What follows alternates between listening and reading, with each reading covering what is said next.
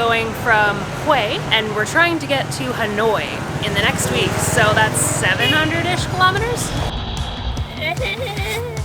Don't know what's gonna happen today. Kind of like every day. I don't know what this meat is. It tasted like dog food. This is what we're driving into. I don't know if you can really see that. This is a little slice of heaven that's made just for you. The road was mostly good the whole way here, and then all of a sudden it wasn't. We noticed all these things kind of all beautifully lit and displayed in the bottom of our hotel here. And I was like, what are these things? And then I noticed the price on them and I was like, holy shit, these are hundreds of dollars. Turns out they're almost like the dried saliva of a specific kind of swallow. Apparently very popular in all of Southeast Asia. Well, happy birthday, bud. Oh, thanks. Appreciate that. How does it feel to be 33? About the same. Yeah, I figured. Well, we're getting all strapped in today because we are making a big push north. We're going from Hue and we're trying to get to Hanoi in the next week. So that's 700-ish kilometers, which we've already done before. Piece of cake. And we're going to hopefully get to a place called DaNang today. Might push it a little further if we're feeling frisky.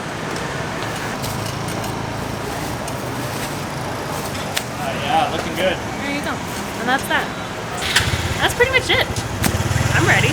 I just need to look at the map and see where we're going. And then we're off. Okay. He said this way is the easiest way to go. The one. Okay. I'm sure he knows. We're taking the one.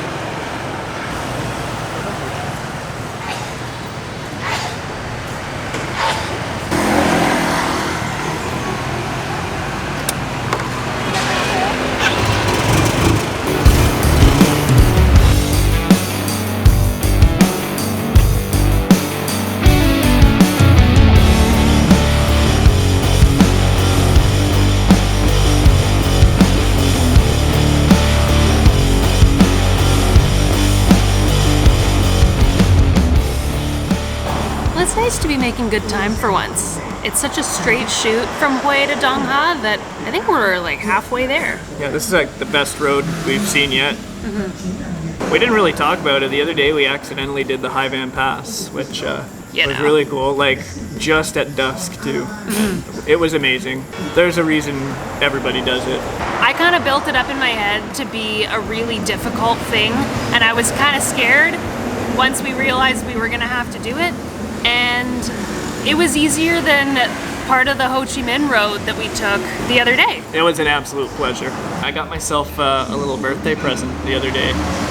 Since our little GoPro mishap, the GoPro fell off the bike. You saw it, the screen was cracked right down the middle. So I tried to get it fixed and they didn't have the right size replacement glass for the lens. So I bought myself a new one. Nice little pre-owned GoPro Hero 8 Black. It's missing the battery door, but that's okay, we don't need it.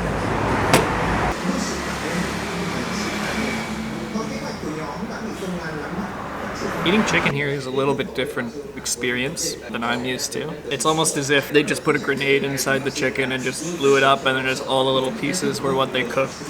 Not complaining, it's delicious. A little bit spicy though. This also just goes so good with a nice Coke soda.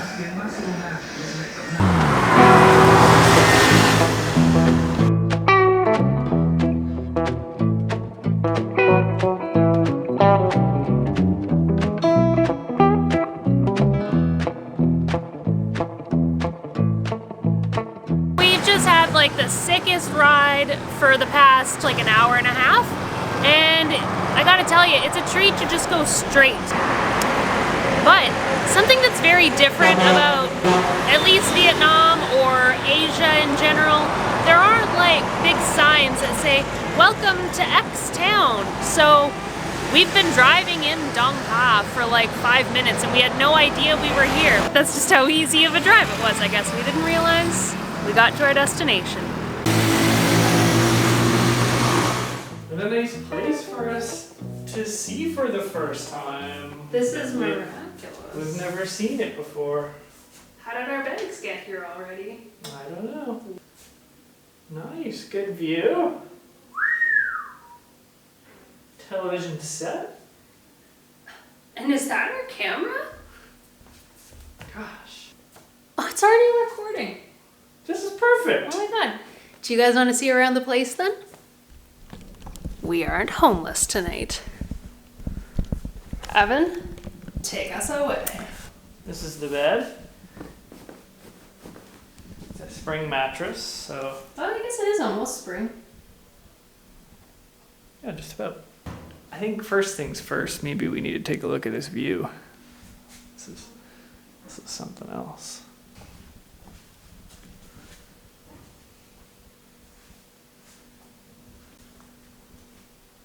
And yeah, we got all matching furniture and stuff. Couple chairs, free coffee and tea, an ashtray for us to smoke all kinds of things. My tray. Also no smoking sign. That's cool. Oh. This is a wardrobe. I'm not sure why they call it that. Is it wardrobe or wardrobe? Or is it wardrobe? I don't think it's the last one. Okay. Anyways, extra blanket. I've never seen that. Oh, and someone put my jacket in there already? Yeah. Frig, this is class. Yeah. Oh yeah. Take you into the number 1 and number 2 room and shower room. 1, 2, and 3. Well, number 3 was when you did number 1 and 2 at the same time. That's every time you do number 2. It's true. You can't go number 2 without going number 1. Got a toilet. A pretty big bathroom. You should lay down on the ground to give everyone an idea of how wide it is. I probably won't be doing that. How tall are you? Just shy of 6 feet, unfortunately. Right, yeah, so you wouldn't fit here, Yeah. is the sad thing. Yeah. You don't put your toilet paper in the toilet here. You put it in a little bin. Which is all well and good when you're just only putting your own in there, but sometimes you're in a public place and your hand grazes someone else's poop ticket and there's no soap. That's just life. Sometimes you touch poop. Sometimes you're dealt a shitty hand. Yeah, I don't think there's too many countries where you flush your toilet paper other than North American and European countries. Yeah, I guess that's true. Like, the last time I flushed toilet paper was at the Singapore airport. I think you flush it there. Mm-hmm. I don't know. Yeah, I wasn't gonna put it on the ground. Yuck. That's gross. I put mine in my pocket. That is that. That's our hotel. So gorgeous. Oh, Oh, sorry. Just such a nice view out here. I just thought I'd get a better advantage point.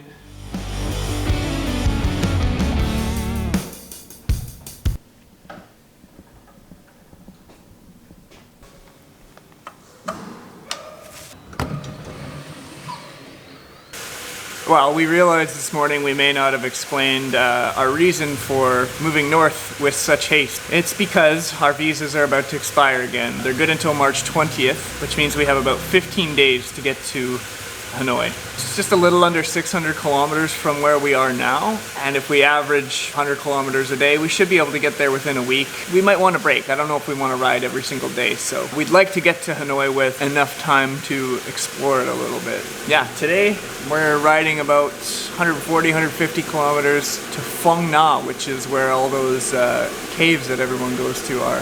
Looks like a nice area, cool places to stay, so should be a fun trip.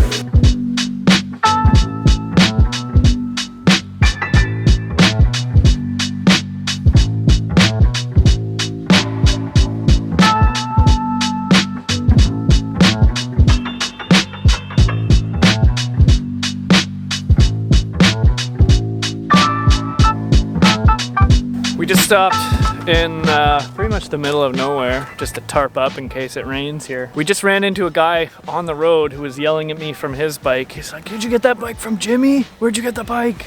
I was like, yeah, it was from Jimmy. Like, I'm like, how on earth did he know that? Kept driving a little bit. They were driving a bit faster past us. And then I saw them turning into a coffee shop, so I followed them. And really cool guy. He was traveling with another guy from Ohio, just a solo traveler, who was also happened to be a huge I Think You Should Leave fan. And you got mud pie on your hands. But the guy that was yelling at you, it turned out he was friends with Jimmy. Yeah. And he FaceTimed Jimmy, the guy that we bought the bikes from. And so we were like, hey, Jimmy. And it was just kind of funny. What a small world. We're just driving in the middle of nowhere. Miles.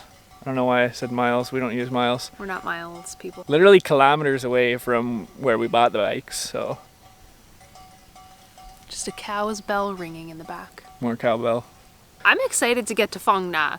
We did have the opportunity to go to the DMZ. Apparently there was a demilitarized zone in Vietnam where they drew the line of North and South Vietnam. So we were kind of like, should we go? Shouldn't we go? Yeah. I mean, it would have been really cool, but we know that we're coming back to Vietnam already. Surprise. So we'll just do that next time. But I'm enjoying this. We're technically on the East Ho Chi Minh Road, and it's gorgeous. A little less traffic, beautiful views. Road's pretty decent.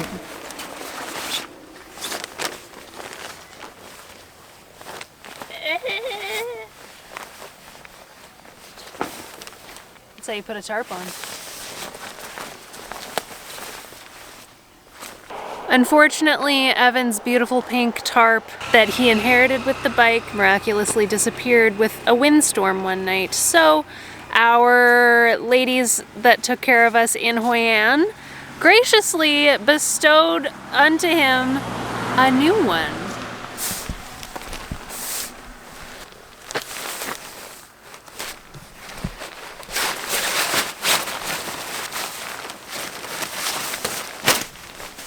It's not as much fun, but should do the trick. I like these. That's nice. Versus this. It's like full length. Cool guy. I'm gonna be so dry. The opposite of drenched. Yeah, a little parched.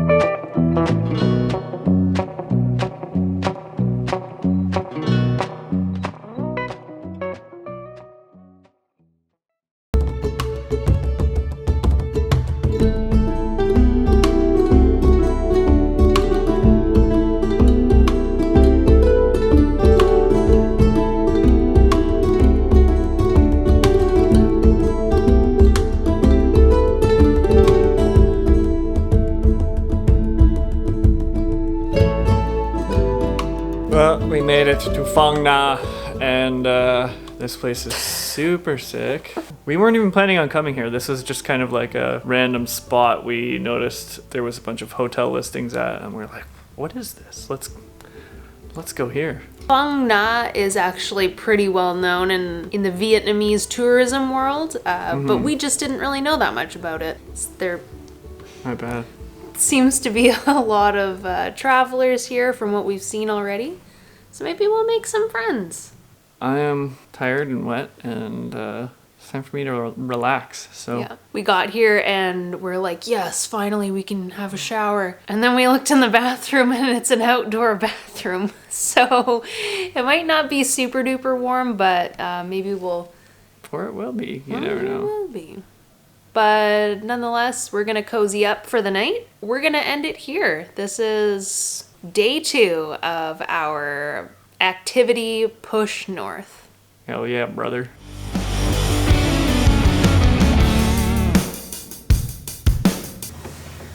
We're going to a cave today.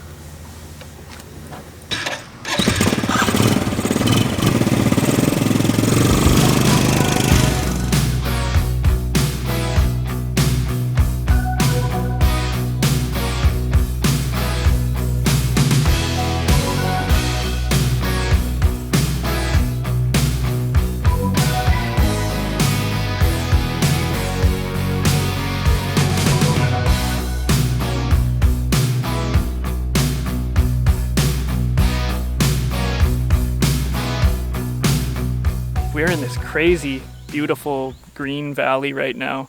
And it's just amazing to me how green this place is and how overgrown. Can't state it enough. Mm-hmm. It looks like someone just knitted a very fine afghan and laid it over top of the entire landscape. Knitted a very fine afghan and laid it over top of the entire landscape. That's exactly what I was going to say.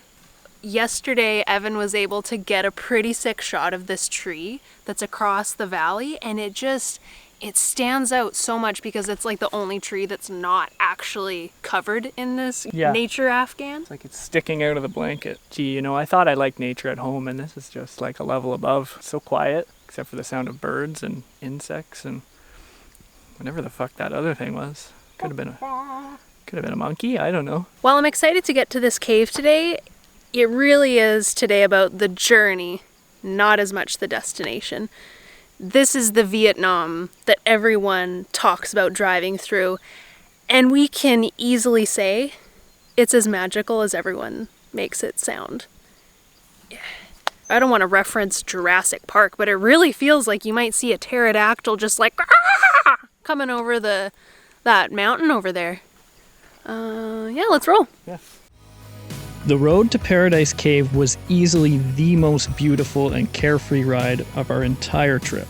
It was narrow and winding in places, but at times it seemed like we were the only ones on it. We couldn't help but feel completely in the moment as we inhaled a deep breath of fresh mountain air, closed our eyes, and leaned into the hairpin turns.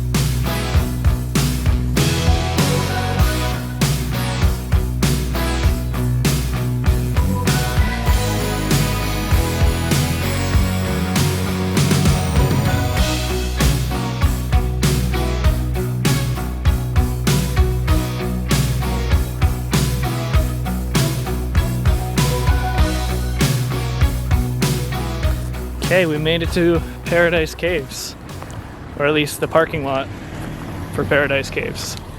I don't know how long of a walk it is to get in here. Hopefully not too long, because I hate walking. What do you reckon? Well, initial thoughts are very touristy. There's restaurants, places to sell you kitschy bags, all that kind of stuff, which makes sense. I mean, places that are very populated with people coming to visit, they want to make money. So you can't fault anyone for that, but if you are coming here, it's not going to be an off the beaten path kind of experience. So far. That's how I feel so far. Yeah, but it's what we can afford. It's what we can afford. So that's just what we're doing today. So maybe in the future, let us know if you want us to come back and do a big trek. Please say yes. Please say yes. Yeah. Literally anyone says yes in the comments, we're doing it. It's the law. Yeah, so when we said it was in our budget, that was our whole day's budget. It was $500,000 for both of us to get in, which is about $27, give or take. It better be worth a whole extra day in Vietnam. Yeah, exactly.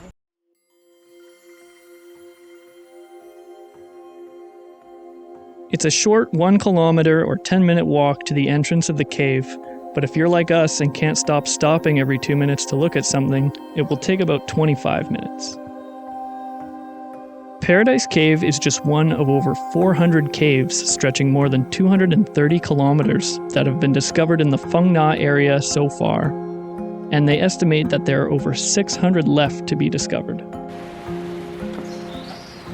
This looks like where you'd find Rumpelstiltskin just lazing around being like, guess my name for 500 shillings, or whatever he does. Doesn't he just sleep? Does he? Oh no, that's Rip Van Winkle. Yeah, Rip Van Winkle is not Rumpelstiltskin. No. Yeah. I always get them confused. Yeah, very different people actually. Yeah. Yeah.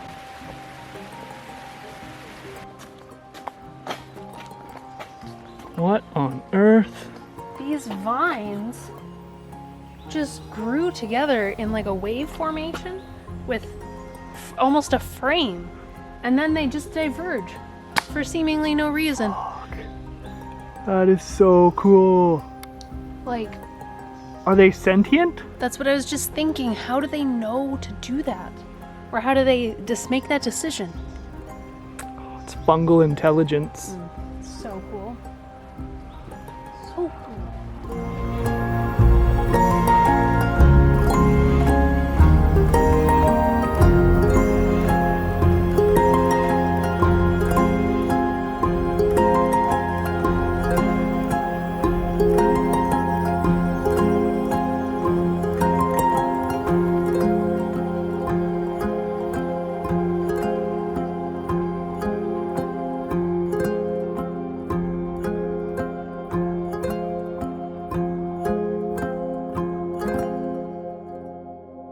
Oh shit, is that it? Oh, that's gotta be it. I think that's it. Oh, that's for sure it. Oh no, it's not it. Well, Chief, we almost there? I'd say we are getting pretty close, which is good news for the sweater that I'm wearing because it is positively sopping with sweat. Yep. I wasn't expecting to have to go down to get in. I kind of assumed we would walk here and it's just like, bam, I'm a cave, I'm open for you.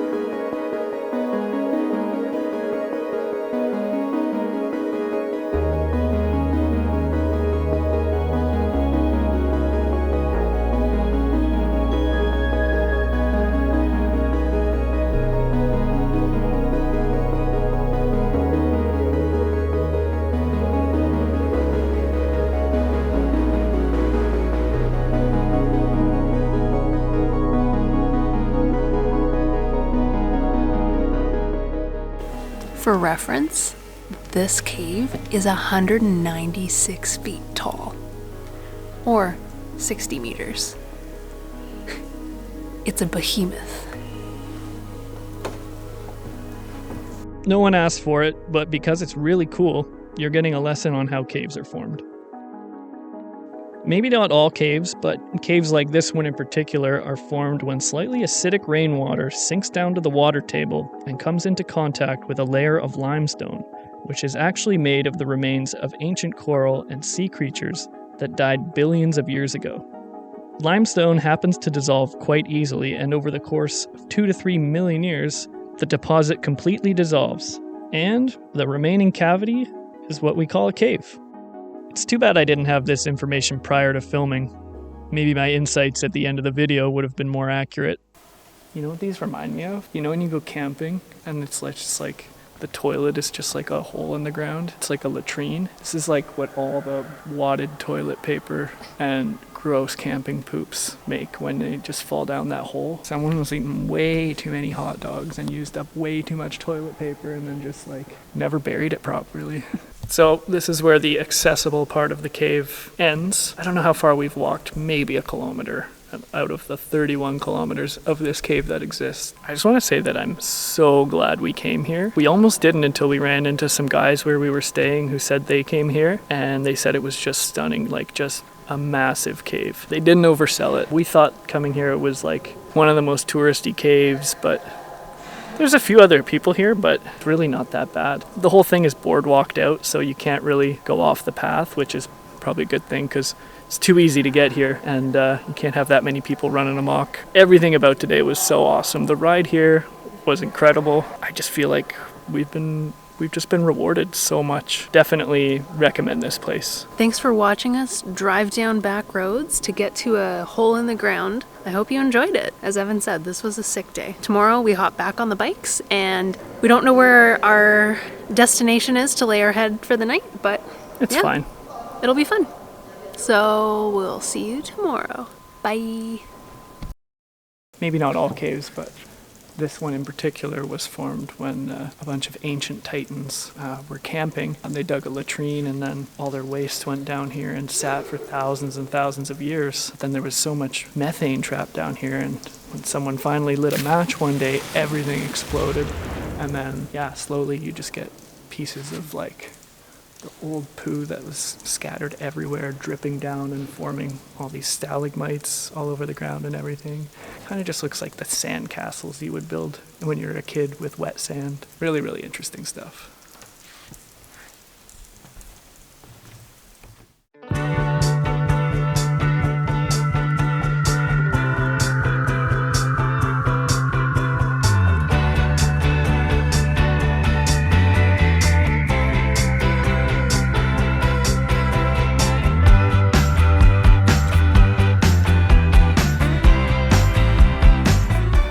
Don't mind my hair. It is. We're about 40 minutes out of Phong Nha and we decided to stop here and get another sticky on the GoPro to put it on the bike. Getting a new view for you guys, which is, I know, pretty revolutionary. This is what we're driving into. I don't know if you can really see that, but looks pretty sick if I say so myself. I'm pretty excited for this just drive until we decide to stop kind of thing. Just get out of your comfort zone today. Talking to myself, but also you. What's something that you wanted to do today that maybe is a little scary? Maybe it's trying ghost peppers for the first time. Or maybe it's getting on camera with just frickin' stellar looking hair. You know? It's different for everyone. We are all set, I think, so yeah, let's just keep riding. I don't know how much, hopefully this will be an interesting video. We're just kind of flying by the seat of our pants. Yeah, we don't know what's gonna happen today. Kind of like every day, we don't know. Yeah. But we are driving on the Ho Chi Minh Road, which is pretty famous for just being the most gorgeous drive.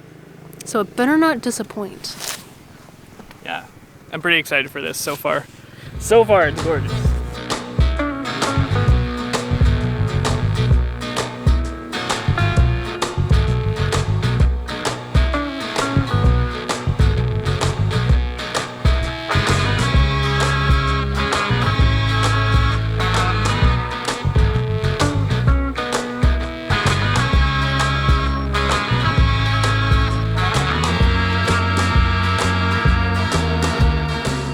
Just kind of started eating. Didn't really think about bringing you along for the adventure until now, because we had a little bit of a scare. Evan, what happened? This really cool banana leaf hut. I think that's what this is. And there's all these dogs around and stuff, and they're all really friendly, and they brought us our meal, and I've got a bunch of rice, some pickled cabbage, egg, and then I don't know what this meat is, but I have one piece and it tasted like dog food. I don't think that's what it is, dog meat. Pretty sure it's not. When I was a kid, and then again when I was an adult, I tried dog food. And that's what it tastes like. Bit of a somber moment, thinking I just ate a cute puppy. I think they just fed this pig dog food, and that's why the pig meat tastes like dog food. So I'm just gonna not eat it. That's how I've convinced myself that I did not eat dog. I know that eating dog is a cultural thing, and I think when it is done, it's on special occasions, and it's meant to be eaten with respect. So I'm not saying it's wrong, just how I feel about it. So we've ridden about 60 kilometers, and our goal today was to ride 100. So that's kind of fun. We're already more than halfway done our goal, and it's just shortly before 1 o'clock. We're just YOLOing today, as the kids say.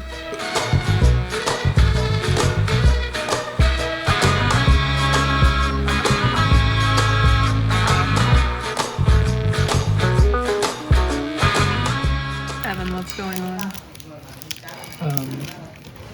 We just stopped because we were a bit snacky. Again, this place is in the middle of nowhere, super rural. And all we did was got these choco pies for like less than $1. And they told us to come in and sit down, and he made us green tea, offered us coffee. Just astounding, just the generosity. The level of hospitality. Mm-hmm. You just help out a traveler. That's literally burning. Is that? Yeah, that's also very strong green tea. Okay, I won't try it yet. Yeah, no, not worth it. Yeah, this is just a little family-run operation at their front door. They're selling all these individual packets of soaps and lotions and whatnot. When we thanked the guy for the tea and his hospitality, he said in Google Translate, "No problem, we're all human." I just thought that was really lovely. Such a nice guy. He had a bit of a stone face, but we cracked a smile with him, so that was nice.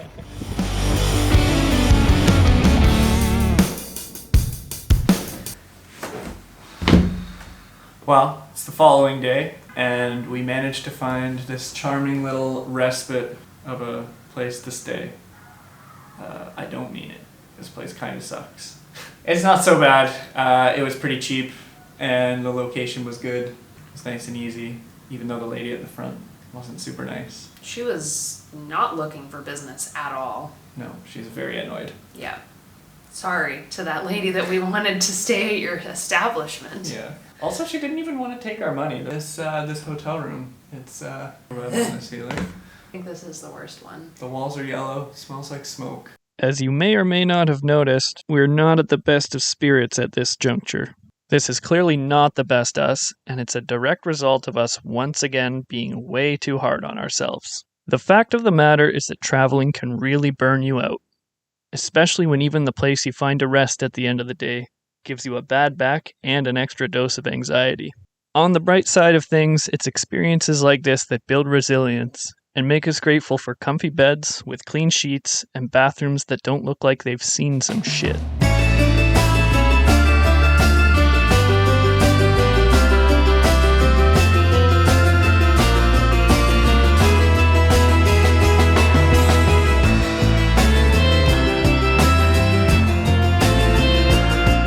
When you're on the bike, you have a lot of time to think.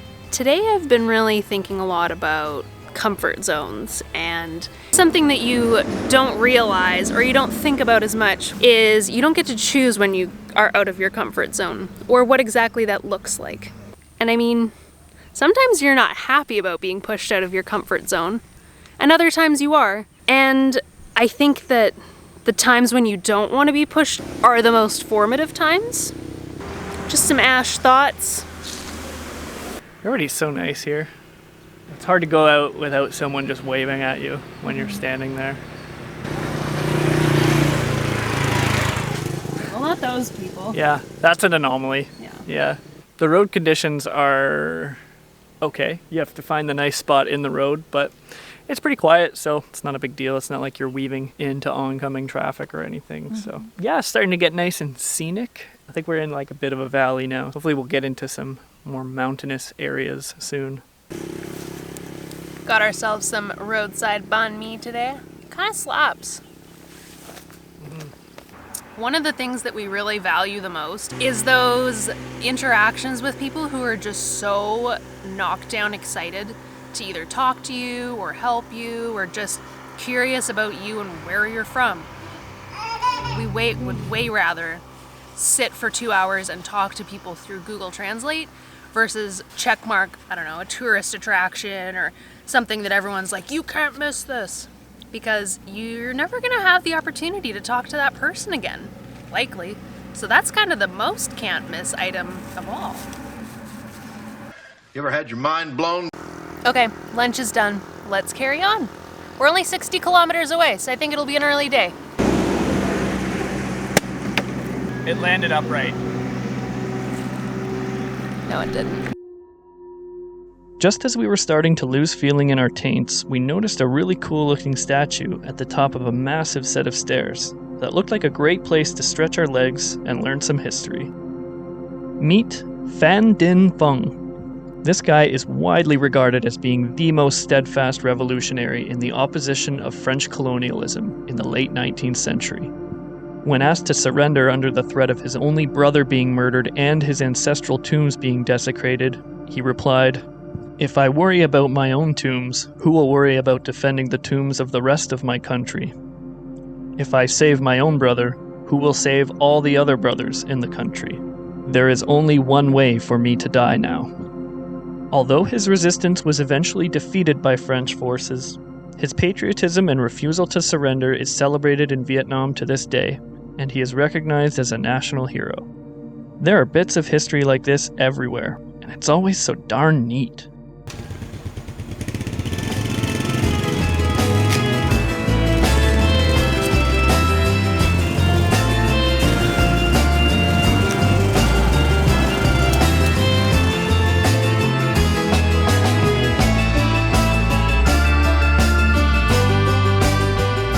After another long day, we finally made it to the Gio Lao Eco Lodge.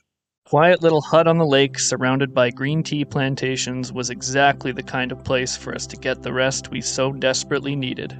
The best part by far about this place, though, was the amount of cool people we met from all over the world doing the same thing we were doing. I don't think we've ever made such fast friends in our lives. We all shared a delicious meal prepared by the staff, crushed beer, and exchanged stories. This place was truly a highlight of our entire time in Vietnam. If you get a chance, definitely go. Oh yeah, there were also 8 newborn puppies, so there's that too.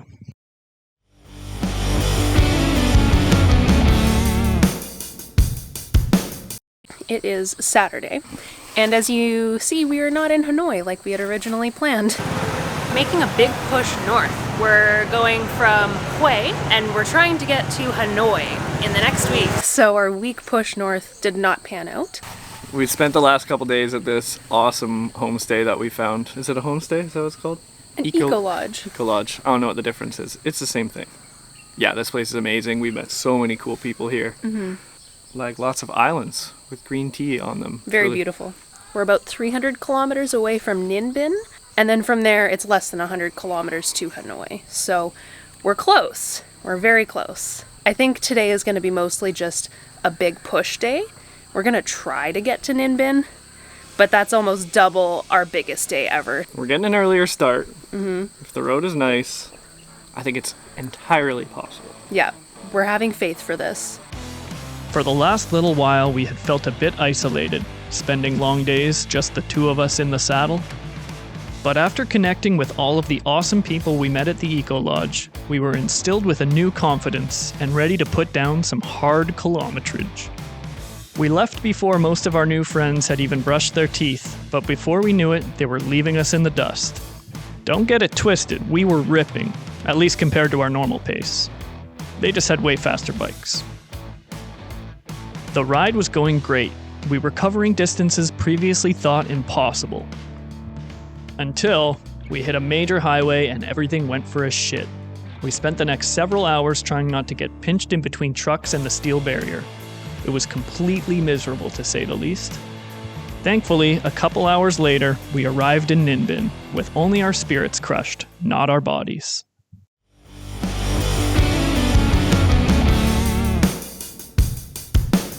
Finally here, our last day of riding. Today we only have like 90 kilometers to go to Hanoi, so I hope that it's pretty easy. The only thing we're not really looking forward to is the driving in Hanoi. It has been super nice staying in Ninh Binh, although we didn't film anything here and we honestly just kind of stayed inside and worked most of the time. But yeah, it's a really laid back place. There's plenty to see just from our hotel window, so I'm sure we're missing quite a bit, but it's kind of bittersweet, the ending of the bikes. For sure, we're gonna miss the freedom of getting around wherever we want.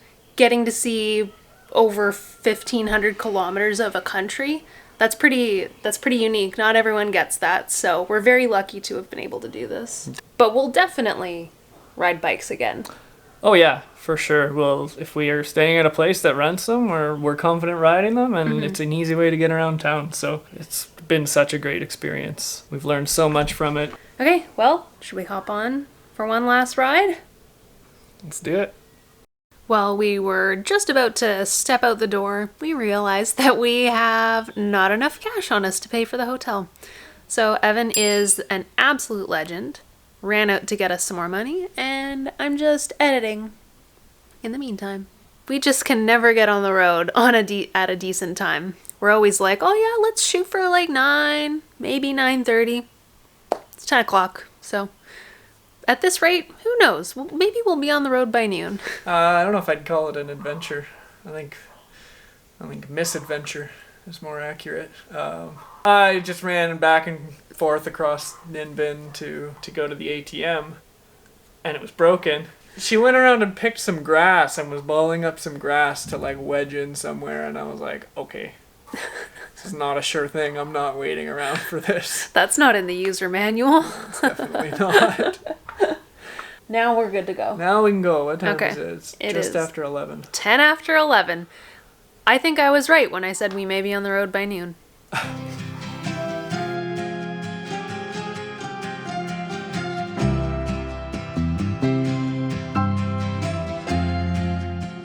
The decision to travel the majority of Vietnam on a motorcycle has been a lot of things.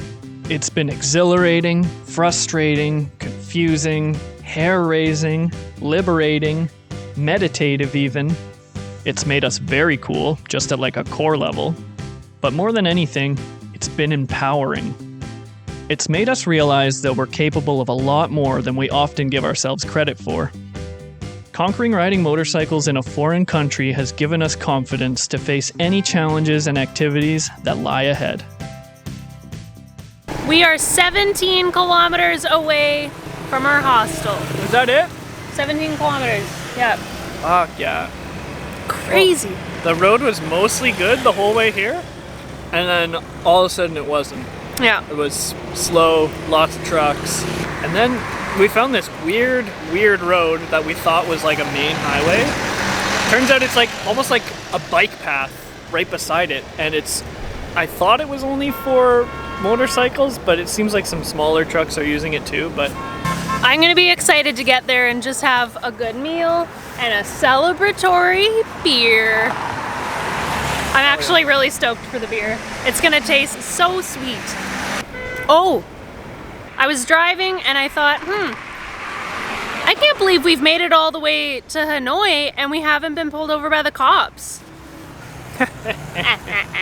So the minute that I just willed that into existence, who pops out but the cops, and they wave me over. You know what, I'll tell you the story when we get to Hanoi, because I'll need to do a reenactment of how it all went down.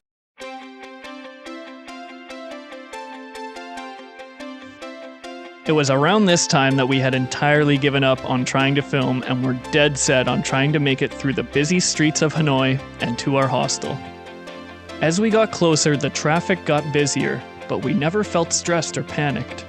We made every move with confidence and finesse, which is French for like a boss. We had finally tapped into the consciousness of the hive mind and become one with the swarm. None of this incredible adventure would have been possible without my wildly supportive dad. It was his encouragement and positivity that led us to riding through half of Vietnam. Through our journey, I was able to learn firsthand what it is that he loves so much about this activity, and I'm excited to say we're already planning a road trip through California and Nevada. So we did it. We completed our first new activity. Only 499 left to go. Oh, also, we're leaving Vietnam. So we'll see you next time from somewhere else.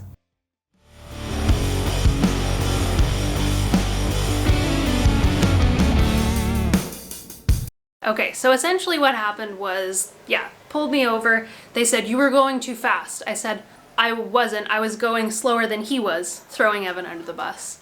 And then the cops said, no, going too fast. Turn off your bike, blah, blah, that whole thing. Where's your license? Give them my Canadian license, and they don't know what all of that says. So they didn't make a big stink about me not having an international driving license, which I was worried about. And then a different guy came over, because I think the initial guy just didn't want to deal with me anymore, because I kept saying, I'm sorry, I don't know, I'm just acting dumb. And so the second guy came over and he asked to see the blue card for the bike, and so I showed him. And then he went over to over to the side of the vehicle, and he waved me over, and he told me that I had to go to the bank and I had to give the bank money, and then I could get my license back in 7 days. And I said, I can't, because I'm leaving the country in less than 7 days, so that's not gonna work. Then he whispered and he went, or you can just pay the fine now, and then you can go. And I said, okay. I don't have much money. And he said, well, what about your friend? Go ask your friend. I said, I don't. And I opened my wallet, and I was stupid. I didn't check what I had in my wallet before we left, but there was a 500,000 dong note in there, and that's how much the fine was. And I was like, you know what? I'm done arguing. I just gave it to him, or tried to give it to him, and he went, no, no, no. And he turned me around and grabbed my arm like he was going to handcuff me, and he made me give him the money this way. And then he like pushed me and told me to go. But yeah, not as bad as it could have been. I've heard a lot worse stories from people, so I count myself lucky that it wasn't like a you're coming to the police station sort of thing with me. But they had a picture of me and everything, so I don't know if they're getting more advanced, having like speed cameras and stuff, but yeah. That's what happened. At least it was quick. It was quick, yeah. It was like maybe 10 minutes in all, and then we were off on the way. $30 lighter in the pocket.